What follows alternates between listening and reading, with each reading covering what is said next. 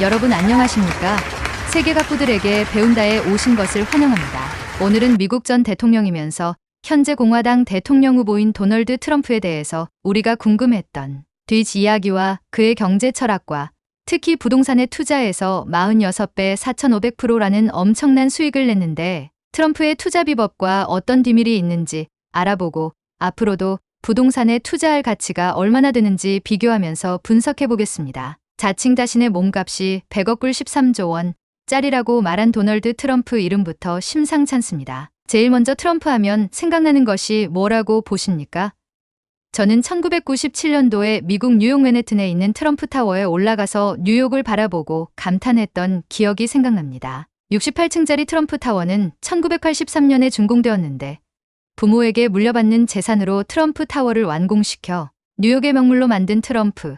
그 당시의 나이가 36살인데 그의 냉철한 판단력과 타고난 추진력은 대단하지 않습니까? 어떤 사람은 트럼프 하면 52장짜리 플레잉 카드를 떠오르게 할 것입니다. 마술을 부릴 때 눈속임 도구로 사용되고 점을 칠 때도 이용하는 트럼프 카드가 카지노 도박장에서는 절대로 빠질 수 없을 것입니다. 이 트럼프 카드의 기원은 확실하게 밝혀지지 않았지만 중국이 가장 유력한 발상지로 여겨지고 있으며 7세기에서 10세기에 만들어진 것으로 추정됩니다. 또 인도에서 유래했다는 설에는 상인들에 의해서 유럽에 전파되었다는 주장도 있습니다. 그런가 하면 13세기 후기에 베네치아인이 중국을 왕래하다가 유럽으로 전파했다는 설도 있습니다. 또 지치들에 의해서 아랍으로 전해졌다는 또 다른 설도 있으나 아시아에서 넘어간 것은 분명한 것 같습니다. 성인이며 누구나 한 번은 카드놀이를 해봤거나 아니면 트럼프 카드에 대해서 들어봤을 것입니다. 카지노에 가면 돈 넣고 돈 먹는 일종의 도박판인데 운만 좋으면 로또에 당첨되는 것만큼 큰 돈을 거머쥘 수 있는 트럼프 카드입니다. 어쨌든 이름에서 기운을 얻었을까요? 자칭 100억 달러짜리 몸값의 수십억 달러의 재산을 가졌고 그의 스캔들에서 보듯이 여자이면 여자, 권력이면 권력, 명예와 돈을 다 가진 도널드 트럼프입니다. 도널드 트럼프의 프로필을 보면 1946년 6월 14일 뉴욕 퀸스에서 태어납니다.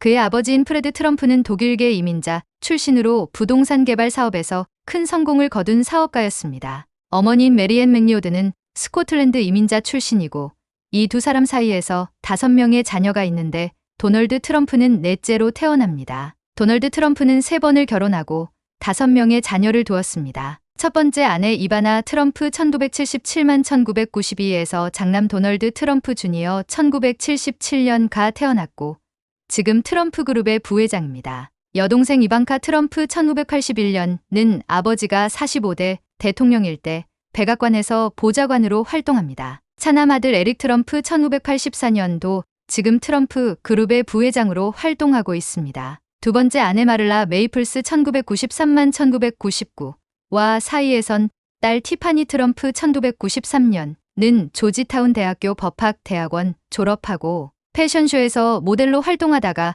아버지 선거운동에서 찬조 연설하며 다녔는데 법학을 전공한 그녀도 멀지 않아서 정계에 입문하지 않을까 예측해 봅니다. 세 번째 아내 멜라니아 트럼프 2005년은 아들 하나인데 이름은 데런 트럼프 2006년이고 현재 고등학생인데 2m가 넘은 키의 아버지를 닮아서 잘생긴 미남으로 미래가 촉망한 청년입니다. 그리고 손자 손녀가 10명입니다. 트럼프의 어린 시절을 보면 강한 성격을 가졌으며 부모님은 그의 넘치는 에너지에 감당하기 힘들었다고 합니다. 그래서 13살에 규율이 엄한 뉴욕 군사 아카데미라는 사립학교에 보내게 됩니다. 이곳에서 그는 규율과 질서를 배우면서 좀 참을성을 가졌다고 하지만 그의 언행이나 행동을 보면 얼마나 거칠고 강한 성격이었는지 짐작할 수가 있습니다. 학교 성적은 평균 수준이었으나 리더십과 스포츠에서 두각을 나타냈고 고등학교를 졸업한 후에 포덤 대학교에 입학했지만 2년 후 펜실베이니아 대학교 와튼스쿨로 편입해 경제학 학위를 취득합니다. 대학교 전공이 경제학이고 또 부친의 DNA를 받아서 그런지 부동산 투자에 상당한 재능을 가지고 있다고 알려져 있습니다. 대학 졸업 후에 도널드 트럼프는 곧바로 아버지의 부동산 회사에 입사하게 됩니다. 그리고 20대 후반에 아버지의 반대에도 불구하고 부도가 난 아파트 단지를 낙찰받아서 크게 성공을 거둡니다. 이후로 아버지 사업을 물려받아서 뉴욕 맨해튼으로 확장하면서 트럼프 타워를 포함하여 여러 대형 부동산 프로젝트를 추진하고 자신의 성을 브랜드화시키면서 트럼프 타워, 플라자 호텔, 트럼프 카지노, 트럼프 골프장, 트럼프 월드 등 여러 분야에서 큰 성공을 거두게 됩니다. 그렇다면 도널드 트럼프의 총 재산은 얼마나 될까요? 2015년 대통령 후보로 나설 때 신고한 재산이 건물과 현금, 주식 등 모두 포함해서 약 92억 달러 12조 5천 정도로 공개합니다. 자칭 자신의 몸값이 100억 불이라 말한 그의 말대로입니다. 그의 재산은 주로 부동산과 다양한 사업체를 가지고 있는데 대표적인 건물은 뉴욕의 트럼프 타워, 플라자 호텔, 트럼프 월드 타워 등 여러 상징적인 건축물들이 있습니다. 트럼프의 지난 과거를 되돌아보면 거칠고 즉흥적인 행동과 추진력을 가졌지만 너무 즉흥적이다 보니 실수도 하고 또 말과 행동이 일치하지 않아서 호불호가 갈라집니다. 그의 말이나 행동을 보면 피도 눈물도 없는 자린고비 같은데 나름대로 가족과 함께 다양한 자선활동에도 참여합니다. 대표적인 자선활동이 1988년에 트럼프 재단을 설립했으나 2019년에 중단하고 자선활동을 기부와 행사장에 참여하는 것으로 대신합니다. 이렇게 부동산의 재능을 가졌다고 알려졌지만 파산의 쓴맛도 경험합니다. 1988년에 애틀랜틱시티에 있는 카지노 사업에 뛰어들었는데 당시에 애틀랜틱시티에서 카지노 산업을 세계 8번째가 될 수 있는 중심지로 만들겠다는 거대한 계획을 발표합니다.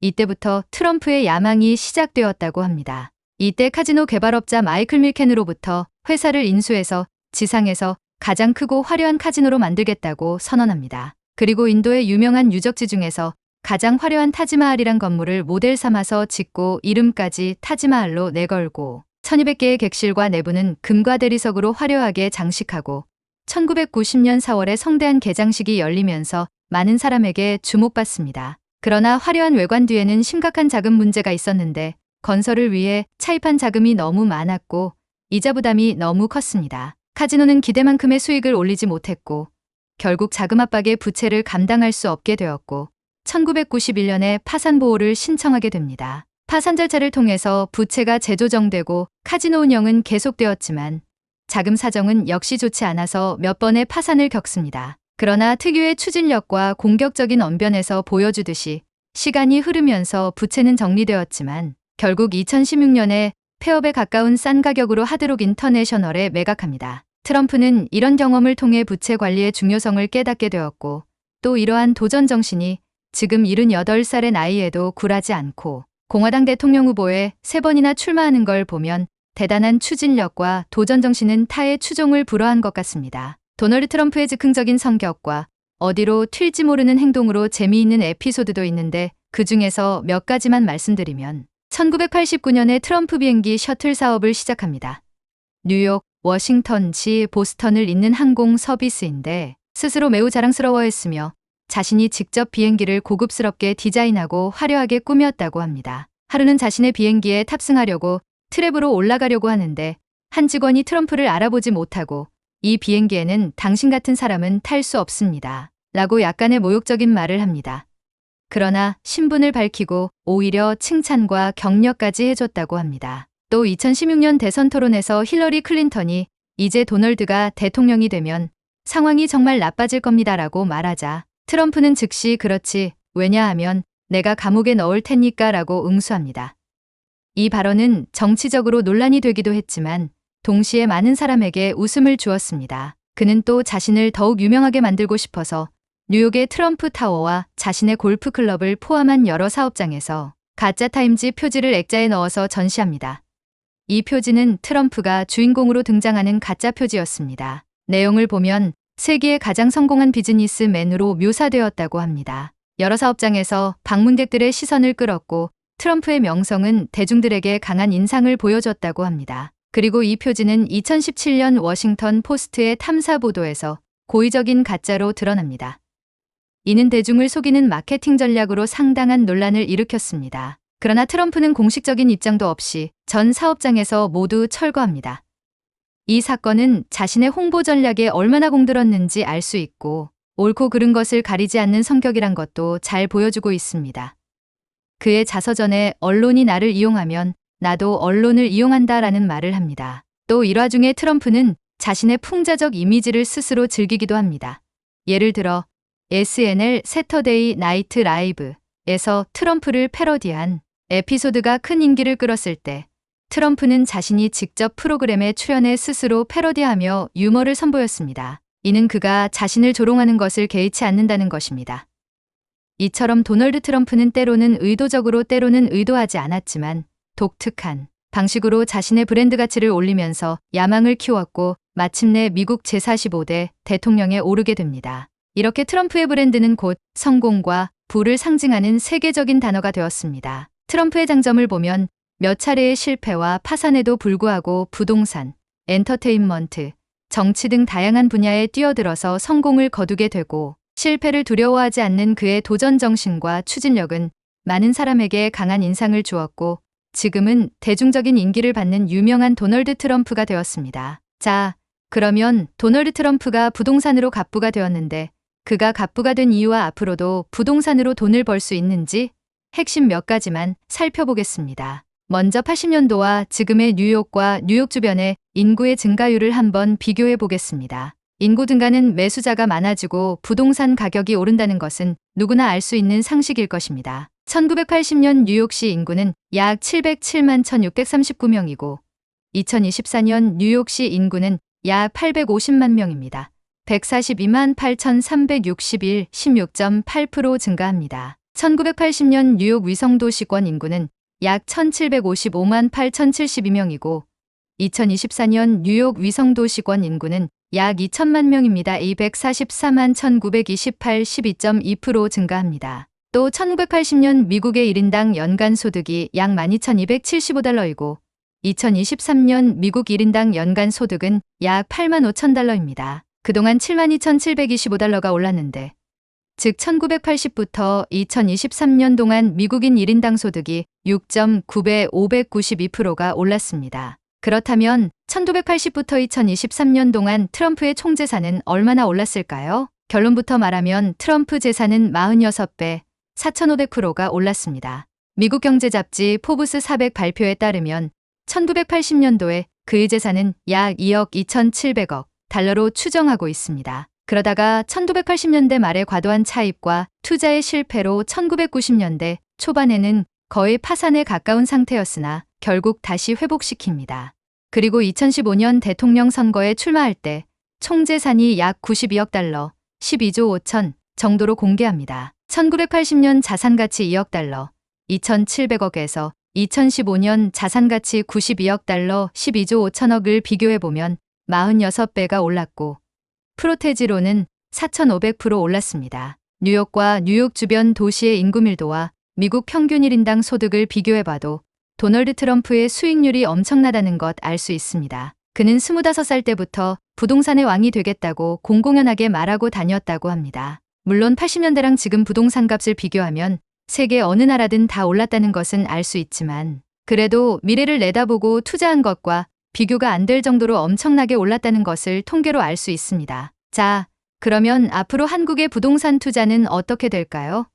똑같은 조건으로 한국의 부동산 투자를 비교 분석해 보겠습니다. 앞으로 한국의 국민소득이 1인당 8만에서 10만 달러 이상으로 올라갈 것으로 예상들 하고 있습니다. 미국의 넓은 국토와 한국의 작은 국토를 비교하는 것은 좀 무리가 있지만 미국과 다르게 한국은 수도가 옮겨갈 곳이 중심지가 될 것입니다. 왜냐하면 국토가 작은 만큼 수도권을 중심으로 인구가 이동되고 발전 속도가 매우 높게 나오는 지표들이 있습니다. 또 하나는 미래는 AI 로봇 산업이 대세로 갈 것입니다. 이 분석은 참고만 하시면 좋을 것 같습니다. AI 인공지능 로봇 산업이 인간을 대신해서 생산에서 서비스까지 모든 분야에서 근로자 역할을 할 것입니다. 그런데 일론 머스크와 전문가들의 지적처럼 AI 인공지능이 발전할수록 인류에게 큰 위협이 될 것이고 이 문제가 해결되지 않으면 미래의 평화가 매우 불안전할 것입니다. 왜냐하면 불순한 목적으로 이용된다면 큰 재앙이 될 것이고 그래서 반드시 이 문제가 해결되어야 미래가 보장됩니다.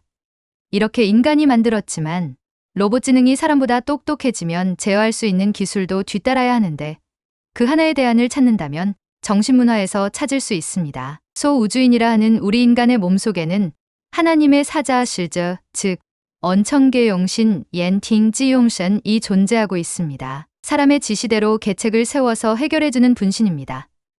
지금 인류는 기술 개발에 정신이 팔려서 또 다른 정신문화를 잃어버리고 있는 것입니다. 아마 처음 듣는 말이라 이해가 잘 안 되는 분도 있을 것입니다. 예를 들어서 수백 년 전에 예언자가 하늘에서 쇳덩어리가 날아다닌다고 말할 때 누구도 믿지 못했던 것처럼 정신문화가 새로운 오차 문명 시대가 될 것입니다. 왜냐하면 음양의 법칙은 서로 공존합니다.